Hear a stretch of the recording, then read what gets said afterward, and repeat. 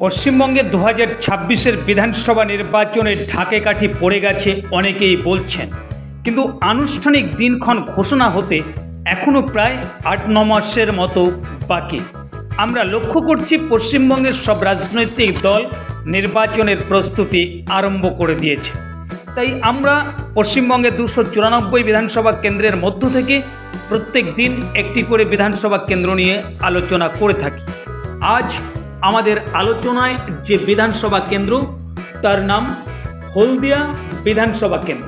আপনারা সকলে জানেন 2021 সালের বিধানসভা নির্বাচনে এই হলদিয়া বিধানসভা কেন্দ্র থেকে বিজেপির প্রার্থী জয়লাভ করেছিলেন, কিন্তু 2026-এর বিধানসভা নির্বাচনে এই হলদিয়া বিধানসভা আসনটি বিজেপি নিজেদের দখলে রাখতে পারবে নাকি এই বিধানসভা কেন্দ্রে তৃণমূল তার জয়ের নিশান ওড়াতে পারে। কেন একথা বললাম, আসুন দেখে নেওয়া যাক।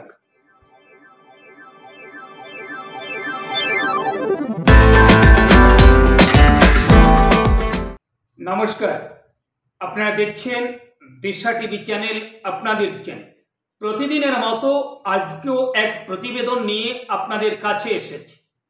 আপনারা সকলে জানেন 2026-এ পশ্চিমবঙ্গে বিধানসভা নির্বাচন হতে পারে যদি সবকিছু ঠিকঠাক থাকে, কিন্তু এখন এই 2025-এ দাঁড়িয়ে আমরা লক্ষ্য করছি পশ্চিমবঙ্গের সব রাজনৈতিক দল নির্বাচনের প্রস্তুতি আরম্ভ করে দিয়েছে।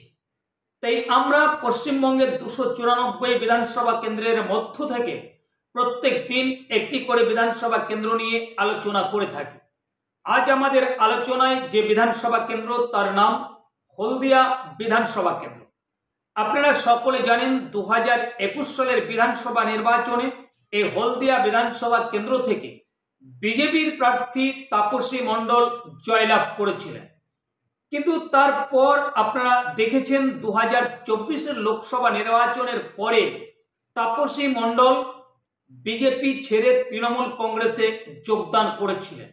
তাই কি হতে পারে 2026-এ এই হলদিয়া বিধানসভা কেন্দ্রের সম্ভাব্য ফলাফল, সেই আলোচনা সব তথ্য আকারে এক এক করে আপনাদের সামনে তুলে ধরার চেষ্টা করব। সম্পূর্ণ ভিডিওটার সঙ্গে থাকবেন, তাহলে জানতে পারবেন কি হতে পারে 2026-এর সম্ভাব্য ফলাফল। তো আসুন প্রথমে আমরা কয়েকটি নির্বাচনের ফলাফল দেখে নেব, তারপর আমরা আলোচনাতে আসব। প্রথমে আমরা দেখে নেব 2019 সালের লোকসভা নির্বাচনে এই হলদিয়া বিধানসভা কেন্দ্রে কোন দলের প্রার্থী কত ভোট পেয়েছিলেন। দিব্যেন্দু অধিকারী তৃণমূল কংগ্রেস প্রার্থী ভোট পেয়েছিলেন 1,25,296, আর ভোটের শতাংশ 59.6%। আর বিজেপির প্রার্থী ভোট পেয়েছিলেন 61,475, শতাংশ 29.2%। আর সিপিএম প্রার্থী ভোট পেয়েছিলেন 18,355, শতাংশ 8.7%।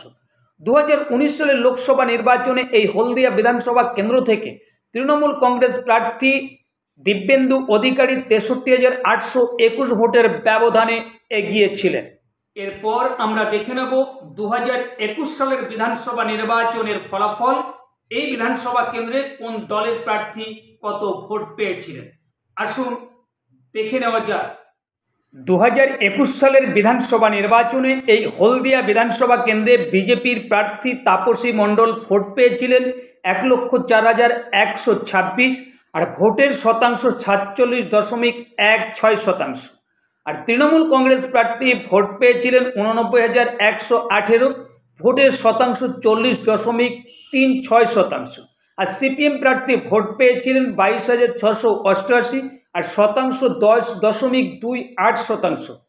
2021-এর বিধানসভা নির্বাচনে এই কেন্দ্র থেকে বিজেপির প্রার্থী তাপসী মণ্ডল 15,008 ভোটের ব্যবধানে জয়লাভ করেছিলেন। তারপর আমরা দেখে নেব 2024 সালের লোকসভা নির্বাচনে এই হলদিয়া বিধানসভা কেন্দ্রে কোন দলের প্রার্থী কত ভোট পেয়েছিলেন, আসুন দেখে নেওয়া যাক।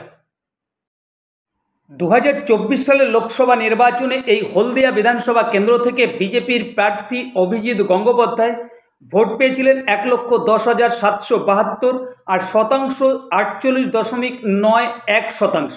আর তৃণমূল কংগ্রেস প্রার্থী দেবাংশু ভট্টাচার্য ভোট পেয়েছিলেন 271%, 40.74%।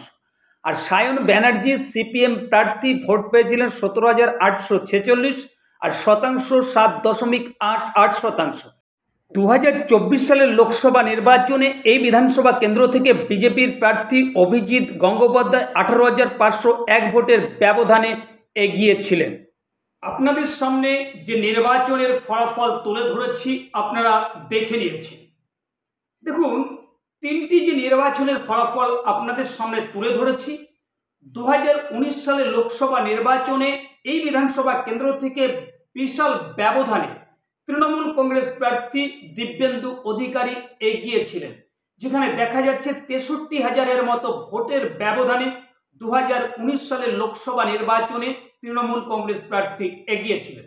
ঠিক তারপর 2021 সালের বিধানসভা নির্বাচনে দেখা গেল যে এই হলদিয়া বিধানসভা কেন্দ্র থেকে বিজেপির প্রার্থী তাপসী মণ্ডল জয়লাভ করেছিলেন। তারপর 2024 লোকসভা নির্বাচনে বিজেপির প্রার্থী অভিজিৎ গঙ্গোপাধ্যায় সেখানে এগিয়ে আছেন। কি হতে পারে 2026 বিধানসভা নির্বাচনের সম্ভাব্য ফলাফল এই হলদিয়া বিধানসভা কেন্দ্রে? দেখুন, এই বিধানসভা কেন্দ্রের যদি কয়েকটি নির্বাচনের ফলাফল দেখা যায় তাহলে আপনাদের অনেকটা পরিষ্কার হয়ে যাবে। দেখুন, 2011 সালে পশ্চিমবঙ্গে 34 বছরের বাম শাসনের পতন ঘটেছে, আর এই বিধানসভা কেন্দ্রেও তৃণমূল কংগ্রেস জয়লাভ করেছিল। তারপর 2016 সাল বিধানসভা নির্বাচন, পশ্চিমবঙ্গের তৃণমূল কংগ্রেসের সূর্য তখন মধ্য গগনে, কিন্তু এই বিধানসভা কেন্দ্রে তৃণমূল কংগ্রেসের প্রার্থীকে পরাজয় বরণ করতে হয়েছিল।